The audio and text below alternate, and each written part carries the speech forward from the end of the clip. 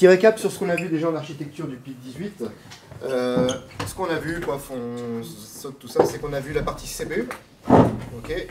On a vu la partie mémoire. Et on allait aborder la partie périphérique. Rappelez-moi rapidement ce qu'il y a dans la partie CPU. Ok, l'unité arithmétique et logique, ouais. Des registres. Des périphériques. Il y a un registre de travail. Il y a un registre, c'est le registre de travail. Okay. Les autres registres, éventuellement, il y en a, hein, mais je ne vais pas les compter. C'est par exemple le programme counter. Okay. Je ne compte pas, pourquoi? Parce qu'il n'est pas accessible par le développeur, celui-là. D'accord. Il est matériel, il est interne. D'accord. Il est contrôlé par le matériel, pardon. Il n'est pas accessible par le développeur. Okay. Donc on va dire, ici d'ailleurs, c'est marqué register file au singulier. Donc il y a bien un registre qui se trouve dans le CPU. Ensuite, il y a quoi d'autre? Des périphériques. Alors les périphériques ne sont pas dans le CPU, ils sont dans le microcontrôleur. Et dans le CPU juste là, on a vu les ALU, il y a le registre. Et le contrôle unique. Et alors l'unité de contrôle elle est dedans, mais on n'a pas trop parlé de ça. Non, et il y a aussi, autre que l'ALU, il y a le multiplier comme unité d'exécution. Ok. En termes de mémoire, qu'est-ce qu'il y a? Dans le CPU? Dans le microcontrôleur, pardon. Donc là, je viens de parler du CPU, maintenant on parle des mémoires. Qu'est-ce qu'il y a comme mémoire? Il y a mémoire programme. C'est quoi sa techno? Flash. Flash. Parce qu'il faut que la donnée reste. Ok. Et on a de la RAM pour stocker les données, quoi. Les données. Voilà. Ok. Il y a une troisième mémoire dont j'ai pas parlé, c'est ce qui est appelé EEPROM ici. C'est pas une mémoire programme, mais c'est une mémoire donnée du coup, mais c'est une mémoire flash quand même. Okay. L'idée c'est de pouvoir sauvegarder des informations entre deux extractions du système. Okay. Donc ça existe, sauf que nous, j'en ai pas parlé plus que ça et on n'en parlera pas pendant le TP. Il y a plein de processeurs qui sont équipés d'une mémoire de données non volatile. Ok, et en termes de périphériques, eh ben, c'est ce qu'on va voir. Il y en a tout plein. Je ne vais pas faire un catalogue dans ce cours-là, okay, parce que l'idée c'est plutôt de les voir. Si vous avez envie de les voir, le meilleur moyen de les voir, bah, c'est d'ouvrir la doc. Okay. Donc je ne vais pas refaire un point sur la doc pendant le cours. Par contre, qu'est-ce qui va être intéressant quand même, tout qu'on avance.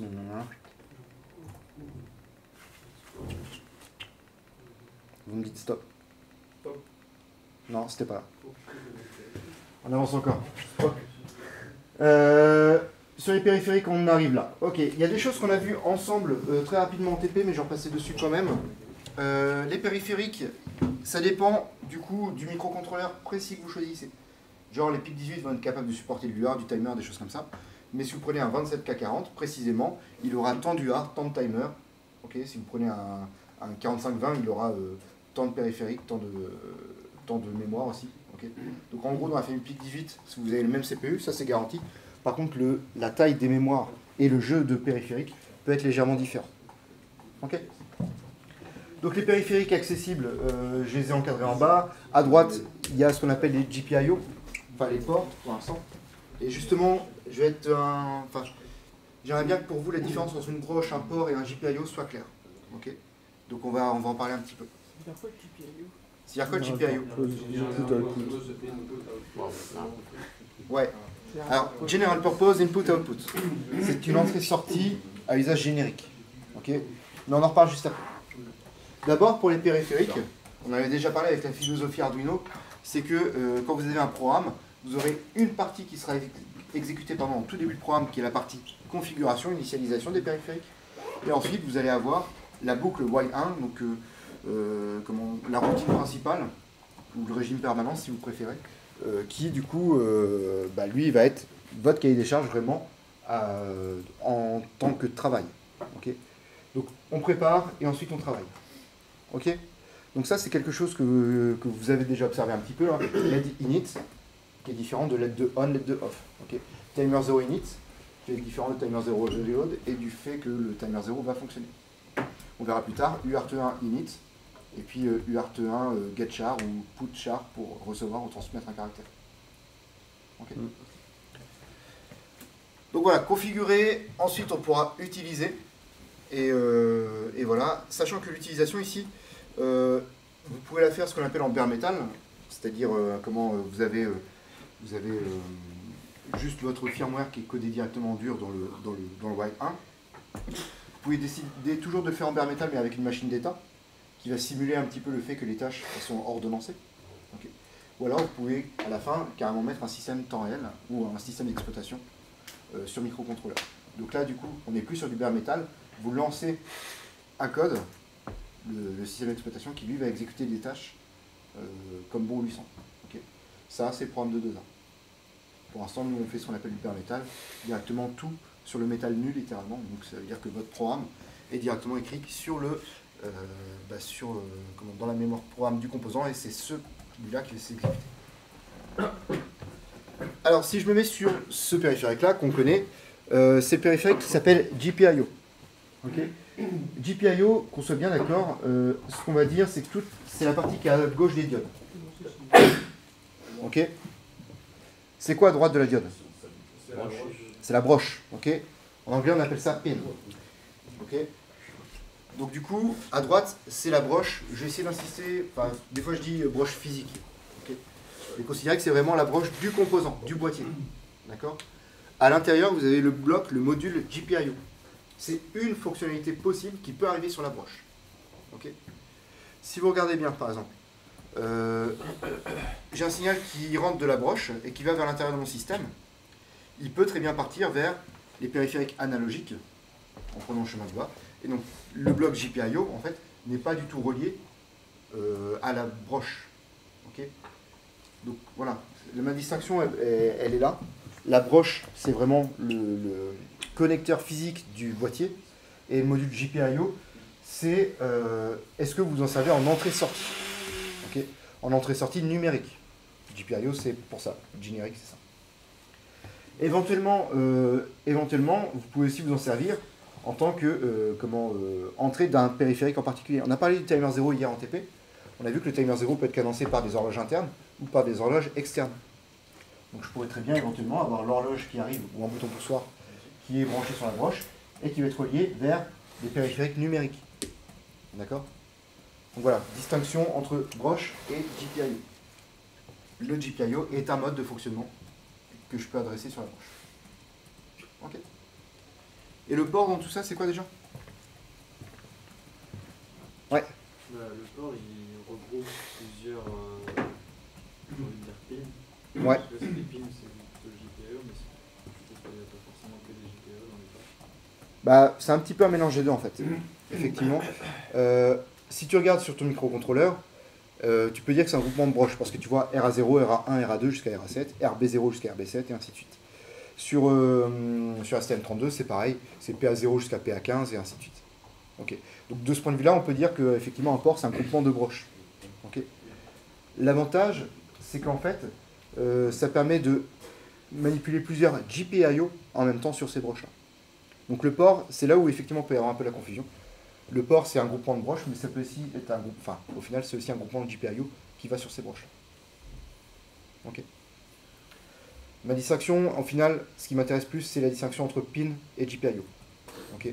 Après que vous disiez qu'un port, c'est un groupement de GPIO ou un groupement de pin, pour moi, ça passe. Okay, dans les deux cas. Et pourquoi on regroupe les broches, du coup? Non. Ouais. Ça parce que du coup certains composants vont utiliser plusieurs, donc c'est plus pratique à utiliser. Ouais, certains composants peuvent utiliser plusieurs broches. Je pense par exemple à un afficheur 7 segments, vous pouvez très bien envoyer tous les segments sur un afficheur d'un coup. Ouais, il faut allumer plusieurs LED, donc, et piloter en même temps en plus. Donc ouais, c'est-à-dire que certaines applications vont utiliser plusieurs broches. Ok. Mais c'est pas tout à fait la seule raison.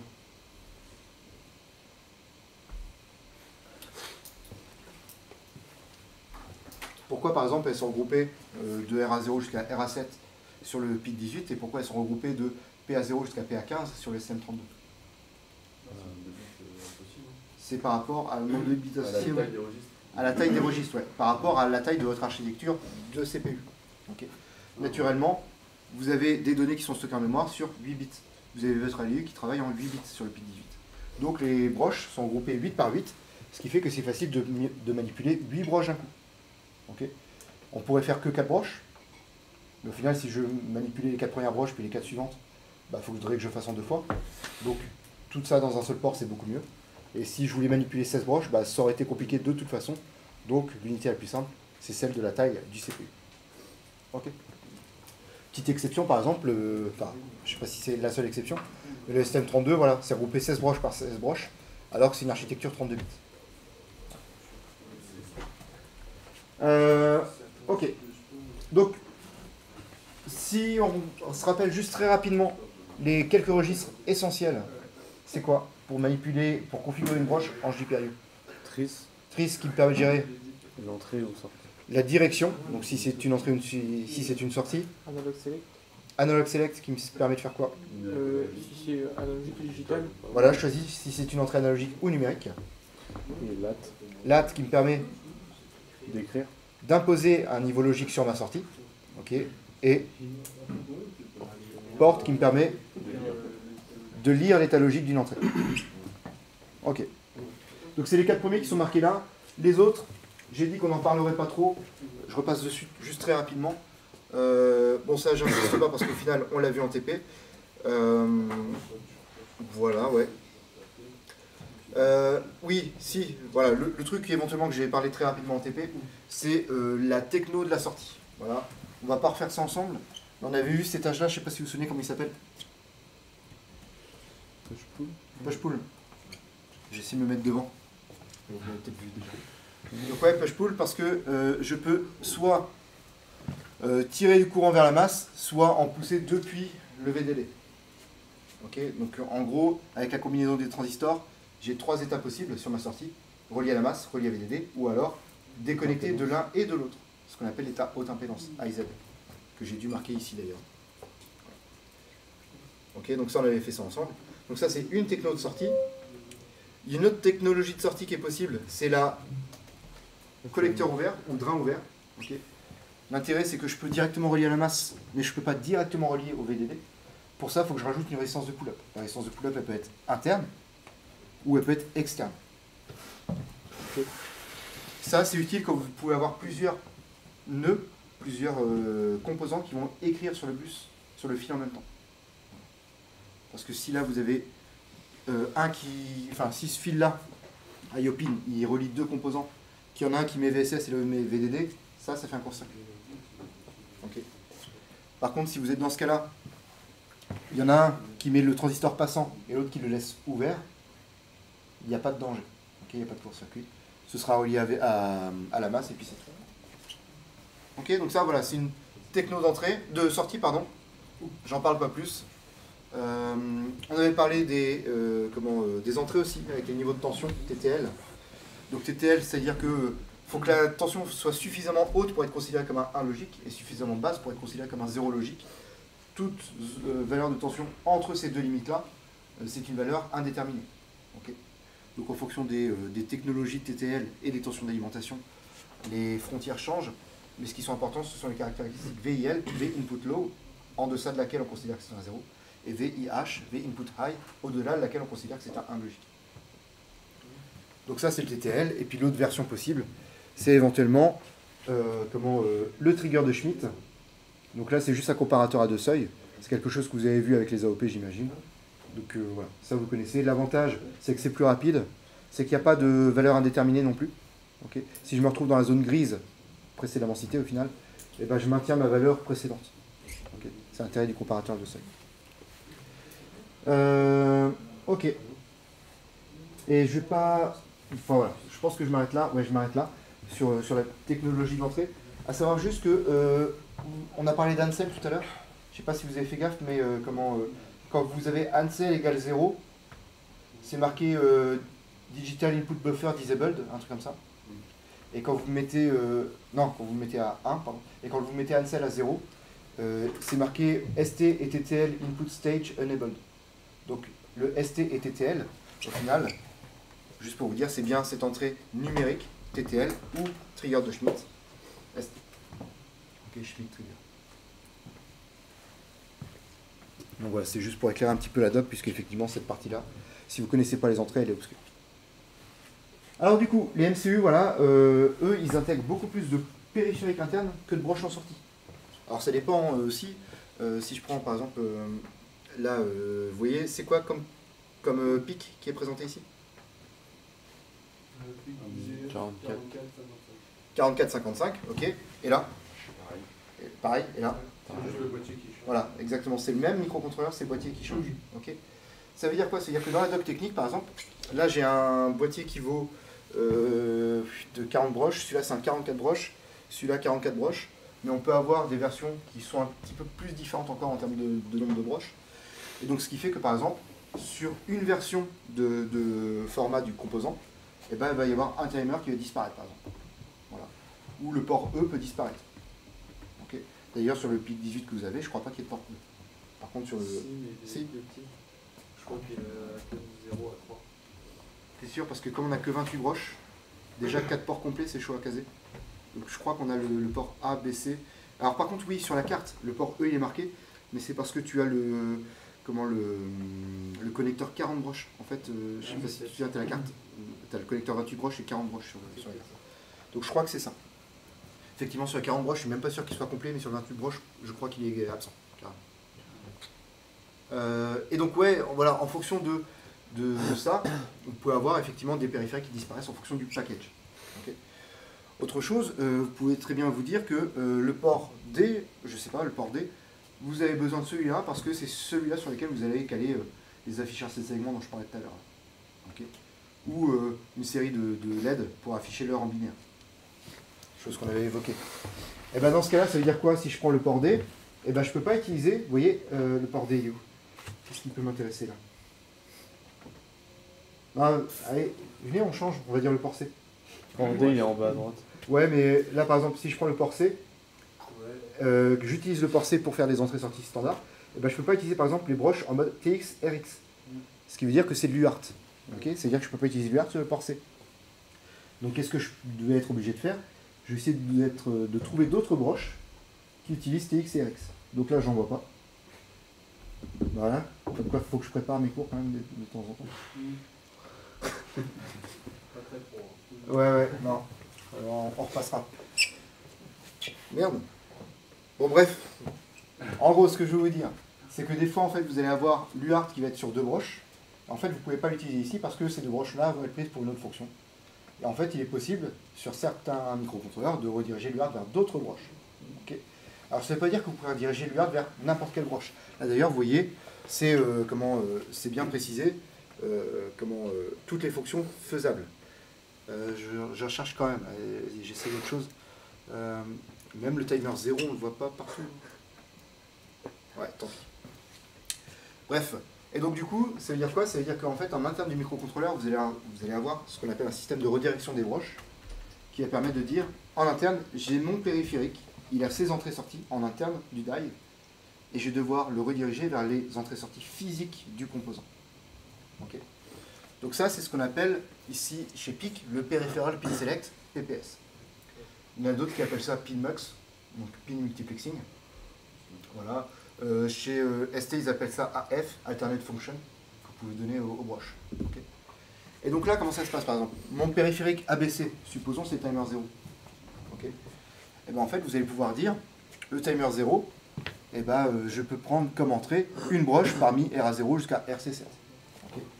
Alors en général, comme je vous l'ai dit, vous ne pouvez pas choisir toutes les broches. La liste des broches compatibles, elle est indiquée. Mais du coup, vous allez avoir un multiplexeur qui va vous permettre de choisir quand même la broche que vous voulez, parmi celles compatibles, en entrée. Et si vous voulez générer un signal d'horloge, générer un signal périodique, vous pouvez utiliser toujours le timer 0 pour qu'il sorte ce signal carré sur une broche. Et bien là, vous allez pouvoir dire, est-ce que je sors sur la broche RC7, RA0 ou RXY? Ok. Donc ça, c'est le Peripheral Pin Select.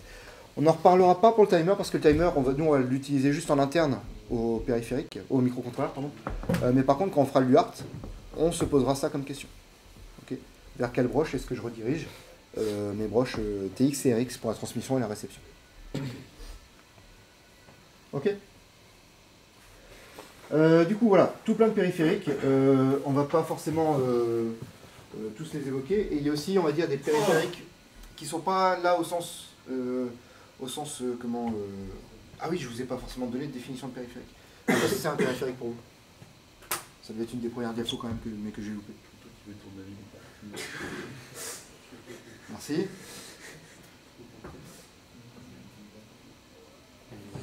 ce qui est. Ouais. Je veux dire, quelque chose qui a une fonction particulière, mais qui est en dehors du CPU. Ouais. Mais que le CPU peut appeler un module. Effectivement, c'est une fonctionnalité matérielle qui est câblée en dehors du CPU. Ok. C'est quoi l'intérêt de le câbler en dehors du CPU? À l'intérieur du microcontrôleur, mais à l'intérieur du CPU. On peut le désactiver sans désactiver le CPU pour gagner. Attends, je corrige ma phrase. J'ai dit quoi? À l'intérieur du microcontrôleur, mais à l'extérieur du CPU. Ouais, c'est ça. C'est ce que j'ai dit. Très bien. Ouais, et donc, On peut c'est ça. le désactiver si jamais on veut faire des applications basse consommation. Alors, on peut le désactiver si on veut faire des applications basse consommation, effectivement. Mais c'est pas ça l'intérêt principal. Parce que si je veux faire des applications basse consommation, dans ce cas-là, je mets même pas le périphérique. Ouais, mais du coup, c'est plus cher. Bah, c'est pour avoir le même CPU, mais rajouter des options. Alors, tu as le même CPU, tu peux rajouter des options, ouais. Donc ça, en fait, c'est... Là, on est plus sur la notion de proposer une gamme. Donc c'est plus une notion commerciale, on va dire. Et c'est quoi l'intérêt d'un périphérique? Faire une action. Faire une action que le CPU a déléguée au final. Que le CPU ne fera pas. Ok. Donc c'est une fonction matérielle, je suis d'accord, ça c'est le premier point de la définition. Deuxième point de la définition, c'est qu'il travaille en autonomie. Ok. Donc le CPU le prépare, et ensuite, il laisse le périphérique travailler. On est d'accord là-dessus? Yes. Deuxième point, principal pour les périphériques, c'est que ça peut être aussi une interface. Il y a tous les GPIO, c'est les interfaces entrée-sortie. Il y a tout ce qui est communication, SPI, I2C, USB, UART, par exemple. Il y a tout ce qui est analogique, convertisseur analogique numérique ou convertisseur numérique analogique. Okay. Il y a tout ça comme périphérique. D'ailleurs, on pourrait revenir un petit peu dessus. Je ne sais pas si là je l'ai cité plein. Mais on va regarder. Allez. Oui. Ouais. On va regarder USB, c'est l'interface. Okay. Ethernet, c'est l'interface. CAN, c'est l'interface de communication. CAN, on est sur le protocole CAN. Sur le bus CAN. Ouais. Controller Area Network. LCD, ça c'est l'interface aussi. ADC, c'est l'interface. Charge Time Measurement Unit, ça je ne sais pas. Comparator, c'est l'interface. Timer, c'est pas spécialement l'interface, c'est plutôt un périphérique, on va dire interne, de comptage interne. Compare Capture, c'est plutôt interne. PWM, c'est plutôt d'interface. Ok. Pilote externe. UART, c'est l'externe. SPI 2C, c'est de l'interface. Port parallèle, c'est l'interface. Vous voyez, tout ça, c'est l'interface. Okay. Par contre, il y a quelques composants qui sont ici classés dans les périphériques, mais qui ne sont pas forcément des périphériques d'interface ou de déléguer une tâche, qui sont plutôt des périphériques, on va dire, de supervision du système. Hop là, je suis parti bien loin. Typiquement là, par exemple, on peut penser à Watchdog Timer. Je ne sais pas si ça vous parle. Ouais. C'est quoi? Un chien de garde. Un chien de garde. Ok. À quoi ça sert? À éviter que le programme reste planté trop longtemps. Enfin, Ça- si justement il plante Voilà. dans une application qui Ça- redémarre au bout d'un certain temps. Ça n'empêche pas de planter, mais s'il plante, en fait, il peut redémarrer. Ok. L'idée, c'est que vous avez un chien de garde, effectivement. Ce chien de garde, il faut aller l'activer régulièrement. Ok. Sauf que si votre programme il est bloqué dans une boucle, il ne peut pas aller activer ce chien de garde. Et si ce chien de garde, ça fait un certain temps qu'il n'a pas été activé, et bien dans ce cas-là, il se déclenche et il reset le processeur. Ok. Donc si vous êtes bloqué dans une boucle, voilà, ça permet de reset le processeur. Après, il faut se poser la question de pourquoi est-ce qu'on a bloqué. Ça, c'est autre chose. Mais du coup, là, c'est un premier programme périphérique de supervision du système. Dans d'autres périphériques de supervision du système, on va avoir éventuellement le in-circuit debugger. On va avoir tout ce qui est brownout reset, power reset. En fait, toutes ces choses qui vont aller éventuellement gérer les coupures, les micro-coupures, choses comme ça. Quoi. Les sous-tensions d'alimentation. Okay. Donc on est plus sur la supervision du système, sur la robustesse du système, que sur vraiment l'application à proprement parler. Donc ceux-là, je ne vais pas les utiliser, je ne vais pas en parler plus. C'est juste que voilà, c'est des choses qui sont utilisées sur les applications produits. Voilà. En phase de prototypage, et effectivement, c'est quelque chose qu'on oublie pour se concentrer principalement sur l'application. Ok. Alors le système, du coup, lui, ça va vraiment être le premier composant principal du processeur. Pourquoi? Parce que on va devoir cadencer l'horloge du système, le CPU, à une certaine fréquence. Donc ça, c'est quelque chose qu'on a fait sur le tout premier TP.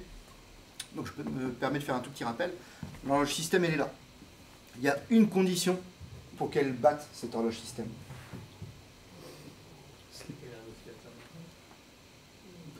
Quel temps pas. Qu'elle ne soit pas en veille. Ok, c'est la condition. Et après, derrière, vous pouvez avoir une horloge qui peut venir de une de ces 8 entrées. Donc soit oscillateur externe, soit oscillateur externe multiplié par 4. Donc la fréquence est multipliée par 4 pardon, grâce à la PLL. On peut avoir un secondary oscillateur externe où on peut voir différents oscillateurs internes. HF in Tosc, MF in Tosc et LF in Tosc. Ok. Donc ça, on peut avoir une division. Remarquez que ces horloges-là, je ne vous l'ai pas présenté ça. Mais regardez un truc, il y a un truc bien précis, c'est qu'on peut les envoyer directement vers les périphériques. Est-ce que c'est le chemin du coup que va prendre la source de notre timer 0 qu'on a commencé à configurer la dernière fois? Non, quand même pas. Quand même pas parce qu'il y a aussi celle-là. Peripheral clock qui se trouve juste en dessous du système clock. C'est quoi sa particularité à celle-là? Et bien c'est que comme la système clock, elle est soumise à des conditions de mode veille. Ok. Alors pour l'instant on va pas aller voir trop le détail, mais ça veut dire quoi? Ça veut dire qu'éventuellement je vais pouvoir réussir à mettre mon système clock en veille, tout en gardant mes peripheral clock actives. En fait je vais avoir 3 niveaux d'horloge, on va dire. Pardon. Je reprends autrement. Il y a celles-là qui sont tout en bas, qui se battent toujours, ok, quoi qu'il arrive. C'est-à-dire qu'un périphérique qui va être alimenté par ces sources-là va toujours être alimenté par l'horloge. Okay. J'ai la peripheral clock qui se trouve ici, qui elle peut être activée ou désactivée selon ce que j'ai envie, selon si je me mets en mode veille, en mode somnolence, tout ça. Et j'ai l'horloge système que je peux mettre hors service quand je suis en veille. Okay. Et ça me permet de gérer mes niveaux de consommation notamment. On en parlait. Hein. Par exemple, à votre avis, c'est quoi la principale tâche de mon pointeur laser? Alors le pointer, ouais. Ça, je suis même pas sûr que tu vois, il y ait le microcontrôleur pour ça. Ça s'appelle juste le bouton directement câblé sur le laser. Par contre, effectivement, mes boutons pour passer les diapos, ça, il faut les superviser. Mais c'est quoi la tâche principale vraiment de lui? De surveiller les boutons. De s'endormir. De s'endormir, de ne rien faire. Ok.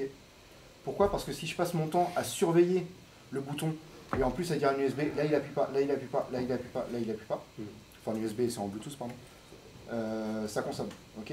Donc en fait, ce que va faire mon processeur, il va se mettre en veille le plus possible. Ok. Et on va dire que les boutons poussoirs vont permettre de déclencher une interruption, ce qui va le réveiller et le faire travailler. Mais dès qu'il a fini de travailler, dès qu'il a vu que j'avais appuyé une fois et encore une fois, qu'est-ce qu'il fait? Il se remet en veille. Okay. L'objectif, c'est l'économie d'énergie. D'accord. Donc en fait, tous ces systèmes d'horloge là permettent aussi de régler, on va dire, la consommation du système. Okay. On avait parlé aussi, quel est l'intérêt d'avoir une haute fréquence de fonctionnement pour le CPU? C'est d'avoir une grande cadence d'exécution, donc faire beaucoup d'instructions par seconde. Quel est l'inconvénient d'avoir une haute fréquence? Consommer plus. On consomme bien plus. Ok. Alors, ce qu'il faut savoir, je ne sais pas si vous vous souvenez, en assembleur, on avait dit mon CPU est cadencé à 64 MHz, mais en fait, je sors que 16 méga instructions par seconde. Ouais.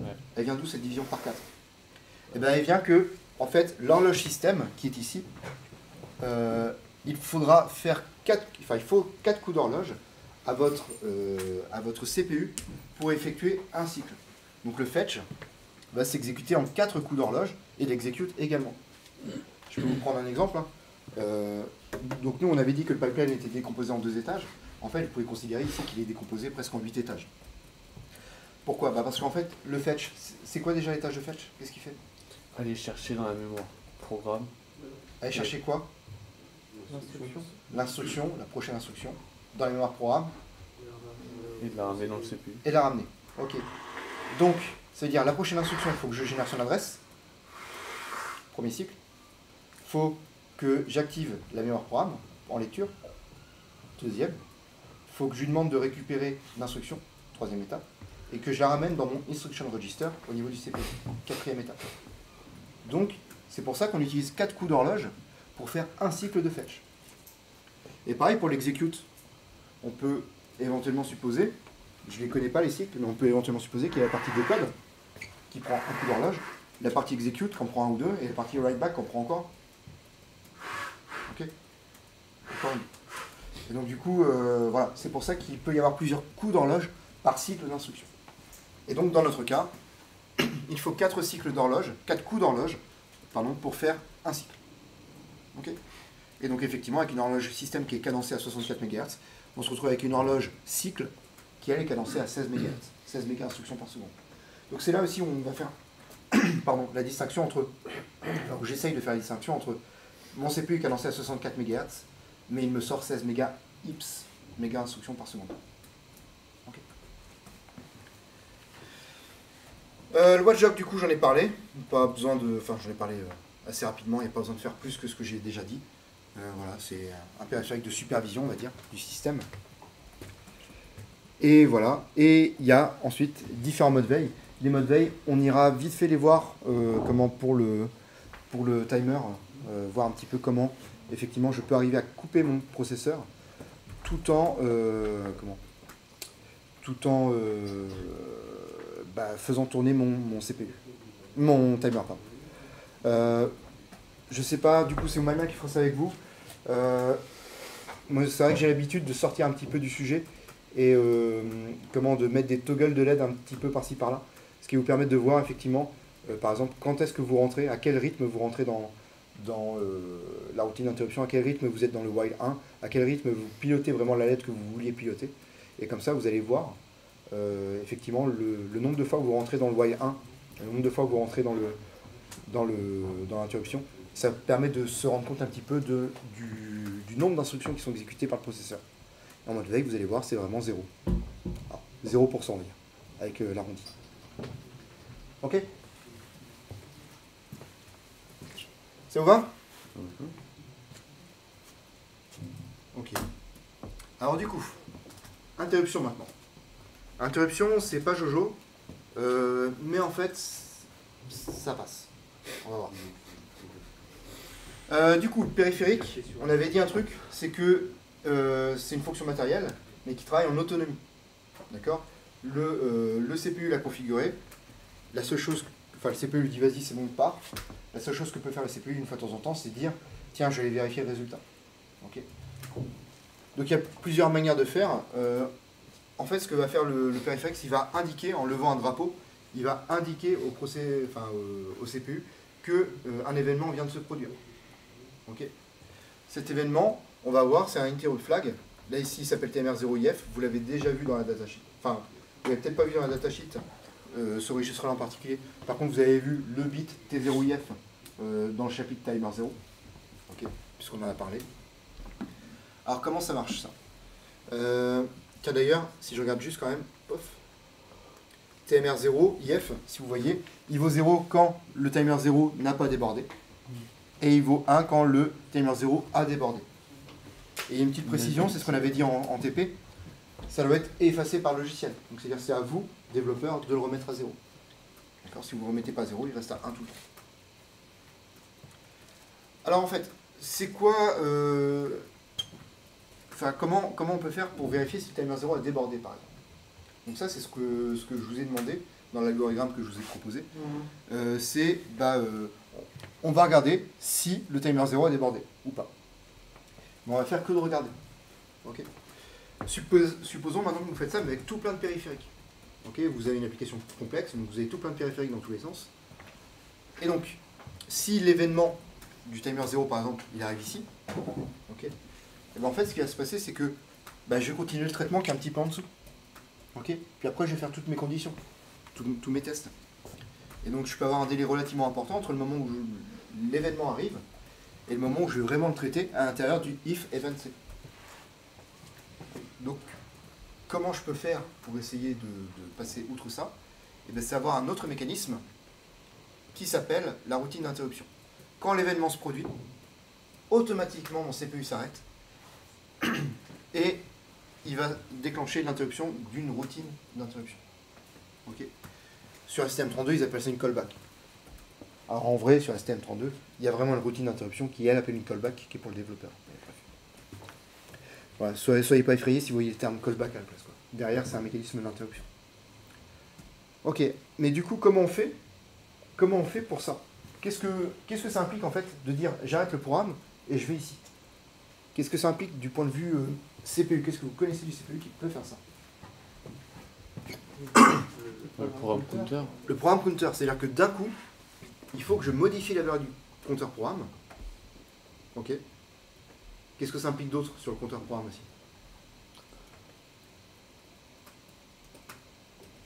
Donc j'ai changé sa valeur pour arriver à l'intérieur de la routine Il va d'interruption. falloir se souvenir de l'ancienne adresse. Il va falloir sauvegarder l'adresse qui était contenue dans le programme counter pour pouvoir, à la fin de l'interruption, revenir là où j'avais quitté. Ok. Donc on voit que c'est un comportement assez proche de la fonction. Vous souvenez la fonction, je fais un call qui permet de modifier la valeur du compteur programme, mais en même temps je sauvegarde le programme counter parce que à la fin de ma fonction, j'aurai un return qui permettra de revenir à l'instruction qui m'intéresse. Ok. Donc le fonctionnement est un petit peu similaire. D'ailleurs, il y a une instruction return en C, ok, et pour les interruptions, elle s'appelle retFIE, return from interrupt. Ok. C'est assez similaire. Et du coup, comment ça marche vraiment? Parce que là, on n'y arrive pas encore. Ce qu'il faut déjà savoir, c'est que des événements, il peut y en avoir plein. Ok. L'idée d'une interruption, c'est de monitorer des événements, les surveiller pour savoir si je les traite ou pas. Donc, vous pouvez avoir des environnements internes, comme le timer 0. Vous pouvez avoir des événements physiques, comme l'utilisateur a appuyé sur le bouton poussoir, ou alors j'ai reçu un message sur l'UART, par exemple. Donc, des événements, vous pouvez y en avoir plein. Dès qu'il y a un événement, même si vous n'avez pas préparé le périphérique du tout, dès qu'il y a un événement capté par le périphérique, il va mettre son flag à 1. Quoi qu'il arrive. Ok. Donc ça, première chose à comprendre. Ensuite, on va avoir un contrôleur d'interruption. Ce contrôleur d'interruption, c'est un tout petit périphérique, on va y revenir, qui permet de dire, toi, je t'autorise à interrompre le CPU, toi, je ne t'autorise pas à interrompre le CPU. Okay. Et donc là, par exemple, on va dire que les GPIO, on désactive les interruptions. On va dire que l'ADC, j'autorise les interruptions. Donc c'est-à-dire que quand j'ai fini une conversion analogique numérique, je viens prévenir le CPU. Et éventuellement, je peux avoir d'autres sources d'interruption, donc le timer et l'UART, qui vont déclencher une autre interruption. Okay. Et ça, c'est le contrôleur qui gère ça. Donc ça, ce sera à vous de le configurer. Ce contrôleur-là, derrière, il va aller, si les interruptions sont autorisées, le flag d'interruption va devenir ce qu'on appelle une requête d'interruption. Ok. Et voilà. Il peut y avoir deux requêtes d'interruption différentes sur le PIC 18. Donc ça, c'est pas un schéma qui est générique. Hein. Vous pouvez en avoir plus sur d'autres microcontrôleurs, vous pouvez en avoir moins éventuellement. Vous en avez au moins un. Donc là, il y a du vocabulaire que j'ai imposé et qui va être important. L'événement va faire en sorte que le périphérique concerné lève un flag d'interruption. Si cette interruption est configurée, alors le flag d'interruption va se transformer en requête d'interruption. Okay. Et le CPU, on va le voir, s'il a reçu une requête d'interruption, alors dans ce cas-là, il va déclencher l'exécution de la routine d'interruption. Comment ça marche le contrôleur d'interruption plus particulièrement? Je me concentre que sur le timer 0 par exemple ici, mais c'est exactement la même chose pour tout. Je vais avoir une porte E avec 3 bits. TMR0 IF, ça veut dire quoi? Interrupt flag. Interrupt flag. Ok. J'ai un TMR0 IE. Interrupt enable. Interrupt enable. Ok. L'event, il est tout là. Okay. Donc c'est un interrupt enable. J'autorise ou pas l'interruption. Ok. Et le troisième bit, il est là. Ouais.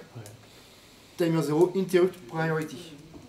Regardez la différence avec la porte 3 la porte E en dessous. C'est juste que c'est complémenté. Donc en fait, avec ce bit là, timer 0 IP, interrupt priority, je vais pouvoir indiquer si j'éclenche une interruption de priorité haute ou de priorité basse. Ok. Et ça, j'insiste là-dessus aussi parce qu'au final, vous allez retrouver ces trois éléments-là. IF, interrupt flag, IE, interrupt enable, et IP, interrupt priority. Ok. Ça, ces deux portes logiques, ces deux portes E, elles existent pour tous les périphériques interruptables. Interruptibles. Interruptable. Ok. Par contre, il y a autre chose il y a autre chose qui va être les... Ça, GIE. GIE, c'est dire quoi pour vous? Global Interrupt. Global, ouais, c'est marqué. Ouais, c'est ça. Global Interrupt Enable. Ok. Et vous voyez qu'il y a le H et le L, donc high et low. Ok. Ça, en fait, considérez que vous avez un tableau électrique. Ok. Tableau électrique, vous allez avoir la ligne. Par exemple, ici, un disjoncteur, un différencié, enfin un disjoncteur, pardon, un fusible par périphérique. Ok. Et en plus, vous allez avoir le sectionneur d'entrée du tableau électrique qui vous permet de dire j'active ou j'active rien du tout. Ok. En gros, avec juste le GIE, avec juste le sectionneur du tableau électrique, je peux couper tous les PC de la salle. Ok. Avec les fusibles, je peux couper juste un PC ou une ligne de la salle éventuellement. Ok. Donc ça veut dire quoi? Pour autoriser les interruptions, il faut que le disjoncteur du PC en question soit mis passant et que le général soit également passant. Et bien là c'est pareil. Pour activer les interruptions sur le timer 0 par exemple, il faudra que je mette le timer 0 IE à 1, donc que j'autorise les interruptions au niveau du périphérique à proprement parler, mais qu'aussi j'autorise avec GIE les interruptions au niveau processeur. Ok. Ça vous va ça? Donc ça c'est le schéma simplifié. On peut voir le schéma un petit peu plus bourrin, c'est celui-là. En vrai, on retrouve un petit peu la même chose, hein, regardez. PIR1, PIE2, IPR. Donc le PIR, c'est le périph... Ah oui d'ailleurs, moi j'ai essayé de faire gaffe là-dessus. Donc l'événement déclenche un flag. Le flag, s'il est autorisé par contrôleur d'interruption, déclenche une requête d'interruption. Ok. Moi je fais attention à ce vocabulaire-là. Par exemple, c'est celui qui est utilisé chez MSP 430 dans Texas Instruments. Le truc que j'aime pas avec Microchip, c'est que le PIR, donc c'est le Peripheral Interrupt Request, il contient l'interrupt flag et pas l'interrupt request. Donc voilà, Microchip fait un petit peu de flou là-dessus. Voilà. J'aimerais bien qu'on reste clair là-dessus. Le flag, c'est celui qui est généré par le... Enfin, c'est le bit qui est mis à 1 par le périphérique qui a vu un événement. Et l'interrupt request, c'est un signal qui est envoyé au CPU derrière. Okay. On va le voir quand je vais vous présenter le câblage. Donc du coup, on a le interrupt enable, l'interrupt priority et l'interrupt flag. Donc ça pour chaque périphérique, hein, vous voyez ici. La différence entre la partie haute et la partie basse, c'est l'entrée complémentée au niveau du interrupt priority. Ok, mais sinon c'est la même chose. Ensuite, vous avez ensuite vous avez ça qui va permettre de fusionner toutes les sources d'interruption en une seule requête d'interruption. On va y revenir aussi un petit peu plus tard. Mais au final, j'ai que deux requêtes, que deux niveaux de priorité sur mon PIC 18. Okay, ça ne veut pas dire que j'ai que deux interruptions possibles. Je peux en avoir plein de sources d'interruption possibles. Okay, c'est juste que je vais les catégoriser en deux niveaux. Donc du coup, au final, avec les portes où, là, je viens tout fusionner. J'ai cette partie-là qui permet de gérer la priorité. Est-ce que j'active que les interruptions de priorité haute? Ou c'est le priorité haute et priorité basse? Ou alors, est-ce que je considère que j'ai pas de niveau de priorité? C'est une combinaison qui est possible aussi. D'ailleurs, le IPEN, il est ici, il veut dire Interrupt Priority Enable. Okay. Est-ce que j'autorise le fait d'avoir deux niveaux de priorité ou est-ce que je désactive cette fonctionnalité? Et donc à la fin, pof, on a les bits sur les portes E qui sont les Global Interrupt Enable qui permettent effectivement de déclencher une interruption ici, ici, et puis il y en a une troisième source d'interruption que je n'ai pas encore évoquée. Vous voyez tout là-haut? Pour l'endormissement. Ouais, wake up, sleep mode, et on verra aussi, il y a la partie reset. Au final, le reset est géré comme une interruption. Ok. Allez, je reviens sur le schéma un petit peu simple. Le schéma un petit peu simple, mais à comprendre, hein, il y a la petite pastille en haut. Ok, j'ai des événements. Ces événements vont générer des flags. Okay. Une fois que le périphérique capte l'événement, il met un flag à 1. En fonction du contrôleur d'interruption, le flag, ça va être il peut se transformer en requête d'interruption de priorité haute ou de priorité basse. Okay. Et ça, ce sont des signaux qui arrivent physiquement au niveau du CPU. Jusque-là, c'est ce qu'on a vu. Alors, comment ça se passe, effectivement, quand il y a une interruption qui se déclenche? Quand mon CPU voit une requête d'interruption, qu'est-ce qu'il fait? On a déjà évoqué le rôle du programme counter. Le programme counter, qu'est-ce qu'il fait? Si je travaille en temps normal, c'est-à-dire que je suis en train de faire mon programme, truc normal, mon programme counter, il pointe sur une adresse qui se trouve dans la on-chip programme memory, ici. Donc j'avance, instruction, instruction, instruction, j'avance, je fais toutes les instructions. Ok, j'ai un seul fonction, j'avance un petit peu, j'ai un seul fonction, j'avance. Ok, jusque là, truc normal. Programme counter, enfin requête d'interruption arrive, pardon. Le programme counter, qu'est-ce qu'il va faire? Il va arrêter l'exécution de son programme principal et il va se diriger vers ce qu'on appelle un vecteur d'interruption.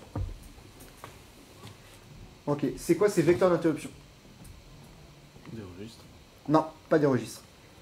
Le schéma à droite, on est toujours sur la partie. On est toujours sur la partie mémoire flash.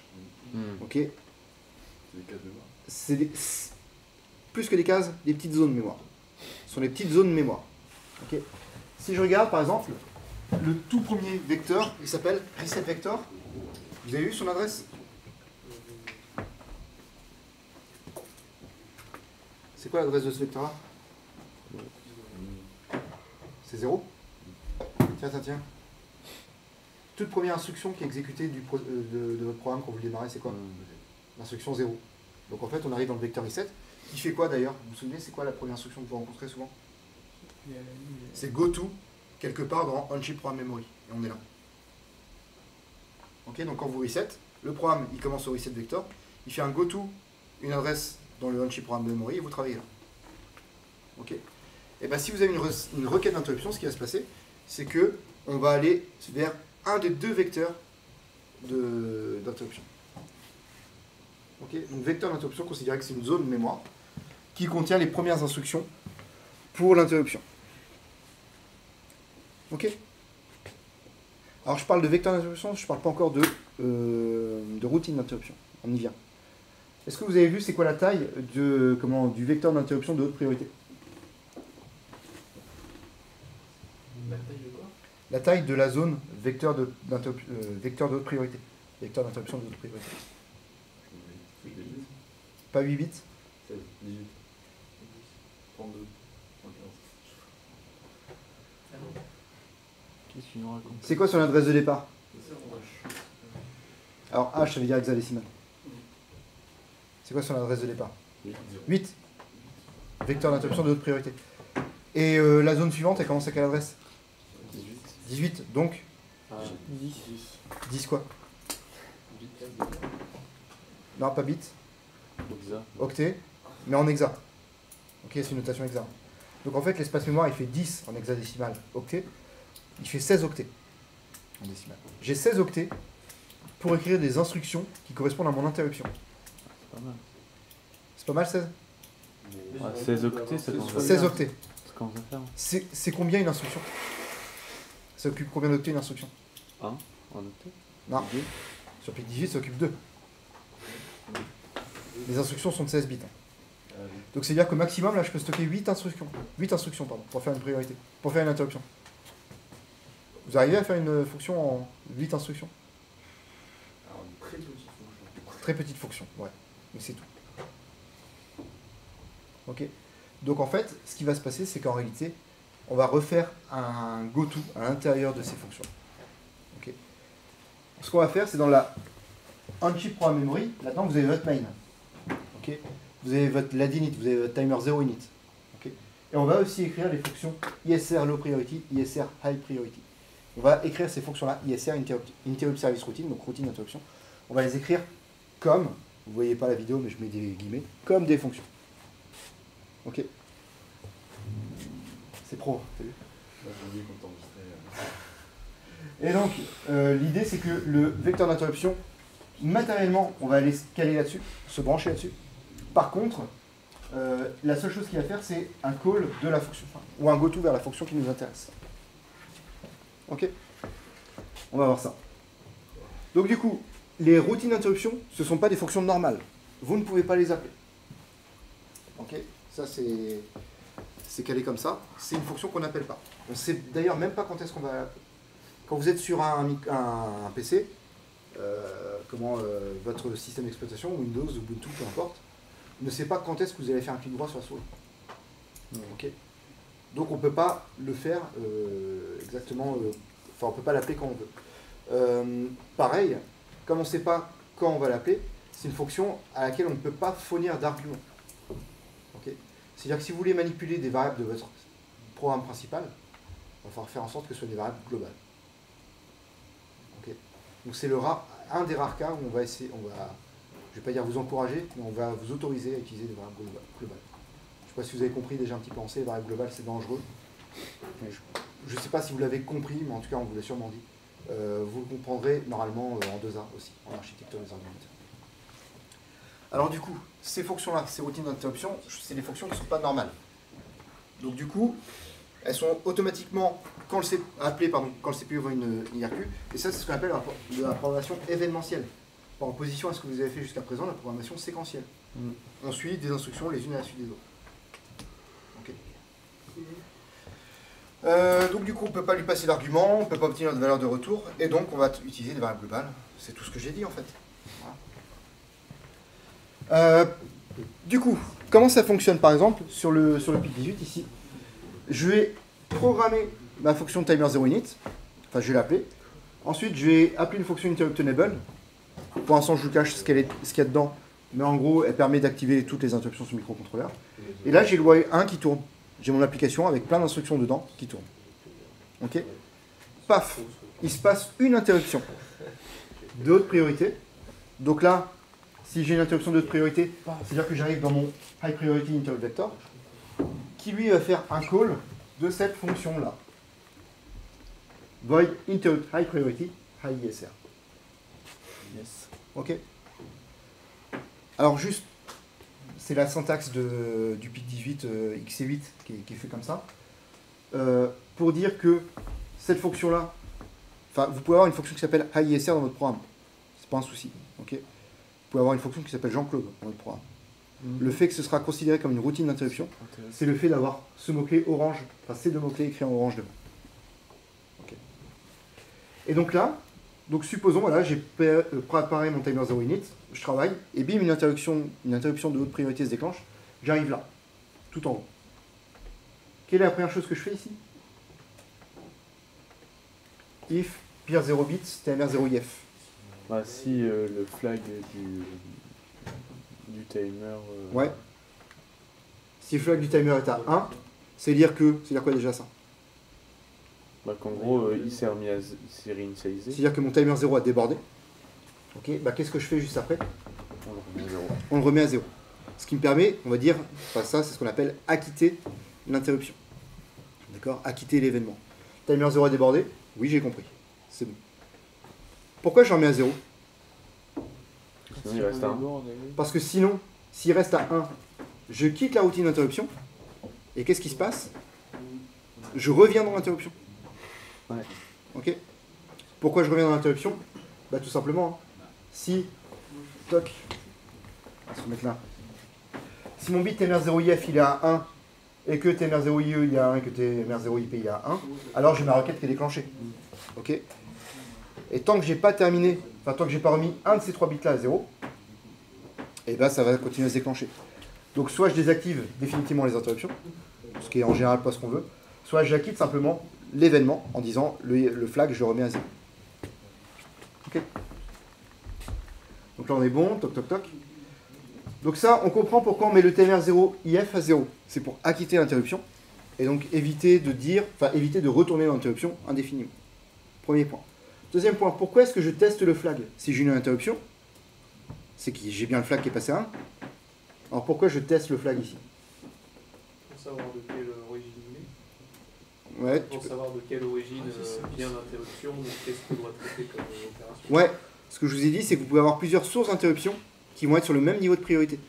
Donc là, on peut supposer que j'ai le timer 0 qui est branché sur les hautes priorités, et le convertisseur analogue to digital, donc le convertisseur analogique numérique, qui peut également déclencher une interruption de haute priorité. Et donc la seule chose que je sais, quand je rentre dans la fonction ISR, la seule chose que je sais, c'est que j'ai eu un flag, au moins un, qui est passé à 1. Par contre, je ne sais pas c'est lequel. Donc effectivement, il faut que je les teste tous, un par un, pour savoir lequel est passé à 1. Ok? Et après, vous avez le traitement vraiment, les 3 petits points que vous voyez à chaque fois, c'est le traitement vraiment de quelle est l'action que je veux réaliser en fonction de l'événement qui s'est produit. Du coup, ça veut dire qu'on n'a qu'une seule fonction pour un niveau de priorité. Tu n'as qu'une seule routine d'interruption par niveau de priorité. Ouais. Et après, c'est là, ce qu'on voit, du coup, c'est dans cette routine, Ouais. il faut diviser les cas. C'est ça. D'accord. Et en fait, tu vois, typiquement, ce que va faire le STM32 quand je parlais de callback, c'est juste à la place des 3 petits points, ils vont donner une fonction pour l'utilisateur en disant timer 0 interrupt callback. Et toi, tu vas pouvoir écrire vraiment ton code de traitement de l'événement dans cette callback-là. D'accord. Voilà. Donc, c'est-à-dire que là, à l'intérieur de cette routine d'interruption, tu peux rappeler d'autres fonctions. C'est pas un souci. Et à la limite, c'est peut-être mieux parce que ça te permet, on va dire, d'avoir un code plus clair. Voilà. Et souvent, comme ça, les callbacks, tu peux éventuellement les mettre directement dans le driver aussi. Enfin, ça dépend ce que tu veux faire. C'est OK? Donc du coup, timer 0 init, je configure le timer 0, j'autorise les interruptions. La routine principale, donc ça tourne tout le temps. Et quand j'ai une interruption qui arrive, je vérifie quelle est la source de l'interruption. Donc quel est le flag qui est mis à 1. J'acquitte l'événement. Et voilà. Alors, autant le timer 0 c'est marqué, il faut remettre le flag à 0 logiciellement. Autant pour d'autres périphériques, il y a d'autres manières de remettre à 0 sans qu'on le mette à la main, enfin à 0 à la main explicitement, quoi. Typiquement pour l'UART, si on reçoit une donnée, il suffit de lire la donnée dans le registre de réception pour acquitter l'interruption. Voilà. Et bref, on fera quand même toujours à la main. On va garder ça, cette méthodologie, c'est plus, c'est plus sûr. Voilà. Alors du coup, la routine d'interruption, enfin les vecteurs d'interruption, comme je vous ai dit, c'est 2 zones mémoire, haute priorité, basse priorité, qui sont relativement courtes. 16 octets pour le vecteur d'interruption de haute priorité et 2 octets pour celui de basse priorité. Ok. Donc 2 octets, on ne peut rien faire. 2 octets, qu'est-ce qu'on peut faire? On ne peut même pas faire un goto. Ok, on peut faire une seule instruction. Donc la seule instruction, ça va être un bras. Okay. Un saut inconditionnel pour sauter un endroit quelque part. Donc voilà, c'est là où on va distinguer aussi logiciellement la partie vecteur d'interruption et la partie routine d'interruption. Par exemple, si je travaille avec je vais me concentrer sur la partie gauche pour les interruptions de haute priorité. Qu'est-ce qui se passe? Quand vous avez une interruption de haute priorité qui se déclenche, donc c'est-à-dire quand vous avez une requête d'interruption de haute priorité qui arrive, votre programme counter, il va se câbler directement sur le high vector, donc à l'adresse 0x0008. Okay. Il va exécuter ça comme instruction, le call high-ISR. Donc ça veut dire, il va appeler la fonction qui s'appelle high-ISR. Elle se trouve dans votre mémoire programme d'un point de vue utilisateur. Là, vous allez pouvoir faire tout ce que vous voulez. Et à la fin, il y aura un RET-FIE, Return from Interrupt. Ok. Pourquoi? Au final, vous allez avoir toute la sauvegarde matérielle qui va être faite. Mais ça, vous êtes peut-être encore trop jeune pour comprendre. Mais la partie, tout ce qui est appel et retour de fonction, c'est quelque chose qu'on verra en 2 heures. Voilà, encore une fois, en architecture des ordinateurs. Et là, en fait, ce qu'il faut comprendre, c'est que vous avez plein de registres. En fait, oui, si par exemple, si je peux vous expliquer quand même un petit peu, vous faites une opération. Par exemple, A égale B plus C. Okay. Vous savez que mon ALU, sur le PIC 18, je ne peux pas prendre B plus C. Okay. Je suis obligé de mettre B, par exemple, dans le registre W. Et après, je peux faire W plus C. Okay. Donc, c'est-à-dire que dans W, au moment où vous êtes en train de réaliser cette instruction-là, dans W, il y a la valeur de B qui est stockée. On est d'accord? Ouais. Et paf, interruption qui arrive. L'interruption qui arrive, vous arrivez là, et sûrement que dans votre routine d'interruption, vous allez faire des opérations, et donc vous allez écraser la valeur de W. C'est-à-dire que quand vous revenez dans le main, vous avez perdu la valeur de W. Okay. Et bien en fait, le call, il cache ça. Le call, il cache le fait que, ok, W, il valait une certaine valeur, je le sauvegarde. Prod L, prod H, donc le résultat de la multiplication, il valait une certaine valeur, je les sauvegarde. Ok. Et quand je fais mon read from interrupt, et ben je le remets en place. Ça vous rappelle quelque chose, ça? Ouais, quand on fait des goto, non? Non. Avec le programme tantôt. Non, quelque chose qu'on a fait avec le délai, les fonctions délai, qu'on a fait à la main. Pour les adresses. Vas-y. Bah, on change les banques. Là, Pour les banques, on ouais. change de banque et après on y revient. On avait sauvegardé la banque au début de la fonction. Comme ça, on a pu la modifier. Et à la fin de la fonction, on a restitué la valeur originelle de cette banque. Ben, c'est exactement la même chose qui est faite ici, sauf que tout est câblé. D'accord? Vous n'avez pas d'instructions qui le font, c'est purement matériel. Par contre, pour les interruptions de basse priorité, et ben dans ce cas-là, c'est votre chaîne de compilation qui va faire avec que des sauvegardes, cette fois-ci logicielles. C'est-à-dire qu'il n'y a rien qui est câblé, c'est tout fait par instruction. Et regardez d'ailleurs ce qui est fait. Je move le BSR dans une variable temporaire, et à la fin, je remets le BSR TMP dans BSR. Et pareil avec W, et pareil avec le registre de statut. Ouais, pardon, j'ai oublié, mais par exemple, si vous faites A égale B plus C, comme j'ai dit, et qu'au final le résultat il vaut 0 par exemple, et ben c'est bien d'avoir sauvegardé la valeur du registre de statut pour éventuellement, si derrière après il y avait un if A égale 0, je fais ça. Ok. Donc voilà, deux techniques de sauvegarde différentes en fonction de si on est sur basse priorité ou haute priorité. Donc là, vous voyez, c'est clairement des instructions qui sont marquées dans la flash memory. Donc pour les basses priorités, donc c'est sauvegarde logicielle. Logiciellement, les instructions sont écrites pour faire des sauvegardes et ensuite elles sont écrites pour faire des restitutions de contexte. Pour le haute priorité, donc c'est une sauvegarde matérielle, donc tout est câblé, vous n'avez rien à écrire. On utilise des CPU Shadow Registers. Donc, CPU Shadow Registers, ce sont des registres qui ne sont pas accessibles par l'utilisateur. Okay. Il existe un registre W Shadow, un registre BSR Shadow, un registre Status Shadow, et en fait, la sauvegarde matérielle, elle va justement sauvegarder BSR dans BSR Shadow, W dans W Shadow, et ainsi de suite. Okay. Ça vous va? Mais du coup, ça, c'est pas accessible par le développeur. Donc là, on commence vraiment à aller un petit peu loin quand même dans l'explication. On va essayer de synthétiser ça quand même. Vous pouvez me rappeler ce qui se passe là? Vous pouvez me décrire la chaîne complète? Il y a un événement physique. Il y a un événement physique ou Interne. interne. Ouais. Ça engendrera un flag. Chaque événement va engendrer un flag. Ok.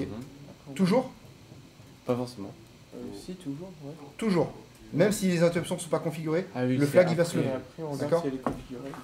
Et après, effectivement, vas-y continue. On regarde si elle est configurée. Non, c'est pas on regarde. Enfin, Elle est configurée. On configure. On configure. Ouais. Et la priorité, pour si bon, la priorité aussi. Ouais, donc soit on configure, c'est-à-dire soit on n'autorise pas l'interruption avec ce flag, soit on l'autorise en haute priorité, soit on l'autorise On a- en basse priorité. Ok. Et supposons elles sont autorisées en haute ou basse priorité, qu'est-ce qui se passe? Il y a une requête d'interruption qui est déclenchée. Ok. La suite. Dans le prochain épisode. Eh bien, dans le CPU, on sauvegarde les. Elle arrive dans la chaîne de compilation. Alors non, on parle plus de chaîne de compilation. En fait, là, on considère qu'on est en fonctionnement. Donc, c'est-à-dire que tout est compilé, c'est flashé. Ouais, Qu'est-ce qui se passe quand j'ai une requête d'interruption? Qu'est-ce qui se passe au niveau de mon CPU? le programme counter, on va venir sauvegarder l'adresse Le programme counter, effectivement, il sauvegarde sa valeur courante et et il change l'adresse pour Il fait un goto, enfin il va. il change on va d'adresse appeler L'adresse. d'interruption. du vecteur d'interruption. Effectivement, le programme counter, il change d'adresse pour atteindre un des deux vecteurs d'interruption en fonction si c'est une priorité haute ou priorité basse. Ok, qu'est-ce que je fais dans ce vecteur d'interruption? Je sauvegarde les. Alors, sans parler du sauvegarde contexte, à la limite, ça c'est le truc qu'on peut oublier. Ouais, on exécute On appelle la fonction. la route. On appelle la fonction l'ISR. ISR, la routine d'interruption, interrupt service routine. Ok. Donc je résume, un événement déclenche un flag. Si le flag est configuré, il va déclencher une requête d'interruption. Quand le CPU voit une requête d'interruption, il arrête d'exécuter son programme principal, il se dirige vers le vecteur d'interruption qui lui-même va appeler une routine d'interruption qui va pouvoir s'exécuter. Quand la routine d'interruption se termine, la dernière instruction c'est RET-FIE, Return from Interrupt, et donc le programme counter il peut reprendre son programme. Ok? Petite analogie. Il y a un joueur de foot, sa tâche principale c'est de courir. Ok? Pas réfléchir, non? Courir. le joueur est hors jeu. Ok, donc il y a le périphérique. J'ai oublié de citer. L'arbitre, c'est lui, le CPU, hein, c'est lui qui supervise tout. Ok, mais il a des périphériques qui délèguent pour les hors-jeu, pour les touches. Donc le juge de touche, il remarque le hors-jeu. Qu'est-ce qu'il fait le juge de touche quand il voit un hors-jeu? Il lève le flag. Waouh, l'analogie elle est bien. Ok. Et donc, qui est le contrôleur d'interruption là-dedans? Eh ben, c'est le juge de terrain, enfin l'arbitre de terrain, pardon, qui va vérifier, qui va regarder. Est-ce que comment le drapeau est levé? Si le drapeau est levé, qu'est-ce qu'il fait l'arbitre de terrain? L'arbitre central. Il indique. Ok. Il indique comment qu'il faut arrêter le jeu. Ok. Il faut arrêter la tâche principale. Donc du coup, qu'est-ce que va faire le joueur? Il va câbler et se mettre sur son autre tâche qui va être gueulée après l'arbitre.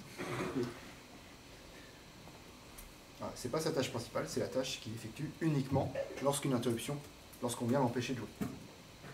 Ok? Ça va? Alors, je vous ai déjà présenté le petit schéma là, avec le microcontrôleur qui contient un CPU, les mémoires et les périphériques. Ok? Le petit schéma que j'avais fait, dans ce thème-là à peu près. Et je l'avais rapproché de ce schéma-là du PIC 18. En fait, il y a un petit élément que je ne vous ai pas montré sur ce schéma-là. C'est le interrupt control qui est ici. En fait, ce qu'il faut comprendre, c'est qu'effectivement, les périphériques vont déclencher des flags qui vont arriver vers le contrôleur d'interruption. Et le contrôleur d'interruption va éventuellement déclencher des interrupt requests, donc IRQ, qui vont permettre d'interrompre le processeur, enfin l'exécution du CPU. Ok? Yes. Question là-dessus? Donc les interruptions, tant que vous n'avez pas pratiqué, je suis conscient que le cours peut ne pas suffire. Par contre, gardez-le sous la main. Okay, parce que pendant la partie TP que vous ferez avec Omaima bientôt, voilà, il faut prendre ça pour comprendre un petit peu le mécanisme complet d'interruption. Okay. L'intérêt, si je remets juste dans le contexte du timer 0, c'est qu'on a fait les délais en logiciel, en assembleur. Donc ce qu'on a vu, c'est que ça permet d'attendre, certes on y arrive, mais ça permet d'attendre, sauf que le CPU, c'est lui qui attend. Okay, il saute sur place au final, le CPU. Okay. Donc ça, du coup, c'est problématique. Problématique parce que je ne peux rien faire d'autre. Donc qu'est-ce qu'on a fait? On a utilisé le timer 0 pour déléguer la tâche de comptage, et le timer 0, il fonctionne en autonomie. Okay.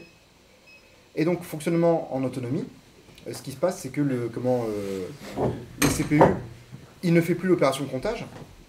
Par contre, avec l'algorithme que je vous ai imposé, le CPU va quand même faire un truc en permanence. Il va checker le flag. Donc en gros, certes, c'est plus lui qui compte. Par contre, ce qu'il fait en permanence, c'est tapoter sur l'épaule timer 0 en disant est-ce que tu as fini, est-ce que tu as fini, est-ce que tu as fini, est-ce que tu as fini, est-ce que tu as fini. Et donc, on n'est toujours pas efficace en termes d'organisation du temps de travail. Donc ce qu'on va faire, ce sera l'étape d'après ça, on va déclencher une interruption. C'est-à-dire que le CPU, il va pouvoir faire autre chose, ou alors dormir, et dire, bah voilà, j'ai délégué la tâche au timer 0. Le timer 0, il compte, et quand il aura fini, il va déclencher une interruption. Ce qui va réveiller le processeur, et qui va pouvoir exécuter la routine d'interruption, et se remettre en veille juste après. Ok? Très bien. On en a fini pour la partie architecture PIC 18. La suite, c'est l'assembleur.